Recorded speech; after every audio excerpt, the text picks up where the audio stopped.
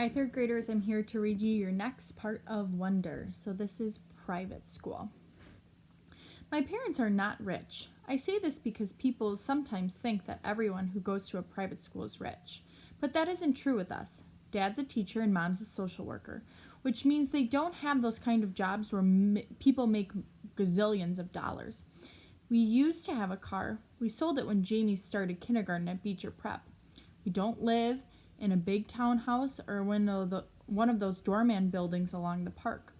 We live on the top floor of a 5-story walk-up we rent from an old lady named Donna Petra, all the way on the other side of Broadway. That's code for the section of the North River Heights where people don't want to park their cars. Me and Jamie share a room. I overhear my parents talking about things like, can we do without the air conditioner one more year? Or maybe I can work 2 jobs this summer. So today at recess, I was hanging out with Julian and Henry and Miles. Julian, who everyone knows is rich, was like, I hate that I have to go to Paris this Christmas. It's so boring. Dude, but it's like Paris, I said, like an idiot. Believe me, it's so boring, he said. My grandmother lives in this house in the middle of nowhere. It's like an hour away from Paris in this tiny, tiny, tiny village. I swear nothing happens there. I mean, it's like, oh wow, there's another fly on the wall. Look, there's a dog sleeping on the sidewalk. Yippee. I laughed. Sometimes Julian can be very funny. Though my parents are talking about throwing a big party this year instead of going to Paris. I hope so. What are you doing over break, Julian? Just hanging out, I said. You're so lucky, he said. I hope it snows again, I answered. I got this new sled that is so amazing. I was about to tell him about the lightning, but Miles started to talk first. I got a new sled too, he said. My dad got it from Hammacher's Schlemmer. It's state of the art. How could a sled be state of the art? Said Julian. It's like $800 or something. Whoa. We should all go sledding and have a race down the Skeleton Hill, I said. That hill is so lame, answered Julian. Are you kidding, I said. Some kid broke his neck down there. That's why they call it Skeleton Hill. Julian narrowed his eyes and looked at me like I was one of the biggest morons in the world. It's called Skeleton Hill because it was an ancient Indian burial ground. Duh, he said. Anyways, it should be called Garbage Hill now. It's so freaking junky. Last time I was there, it was so gross, with soda cans and broken bottles and stuff. He just shook his head. I left my old sled there, said Miles. It was the crappiest piece of junk, and someone took it, too. Maybe a hobo wanted to go sledding, I laughed Julian. Where did you leave it, I said. By the big rock at the bottom of the hill. And then when I went back the next day, it was gone. I couldn't believe somebody actually took it. Here's what we can do, said Julian. Next time it snows, my dad could drive us all the way up to the golf course in Westchester that makes Skeleton Hill look like nothing. Hey, Jack, where are you going? I started to walk away. I've got to get a book out of my locker, I lied. I just wanted to get away from them fast. I didn't want anyone to know that I was the hobo who had taken the sled. In science. I'm not the greatest student in the world. I know some kids actually like school, but I honestly can't say I do.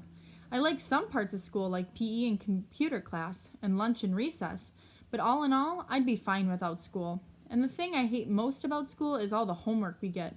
It's not enough we have to sit through class after class and try to stay awake while we fill our heads with all the stuff we probably never need to know, like how to figure out the surface area of a cube or what's the difference between kinetic and potential energy. I'm like, who cares? I never ever heard my parents say a word about kinetic in my entire life. I hate science the most out of all my classes. We get so much work it's not even funny. And the teacher, Miss Rubin, is so strict about everything. Even the way we write our headings at the top of our papers. I once got 2 points off a homework assignment because I didn't put the date at the top. Crazy stuff. When me and August were still friends, I was doing okay in science because August sat next to me and always let me copy his notes. August had the neatest handwriting of everyone I've ever seen who's a boy. Even his script is neat, up and down perfectly with real small, round, loopy letters. But now that we're ex-friends, It's bad because I can't ask him to let me copy his notes anymore. So I was kind of scrambling today, trying to take notes about what Miss Rubin was saying. My handwriting is awful. When all of a sudden, she started talking about 5th grade science fair projects, how we had to all choose a science project to work on. While she was saying this, I was thinking, we just finished an Egyptian project. Now we got to start a whole new thing? And in my head, I was going, oh no, like that kid in Home Alone with his mouth hanging open and his hands on his face. That was the face I was making on the inside.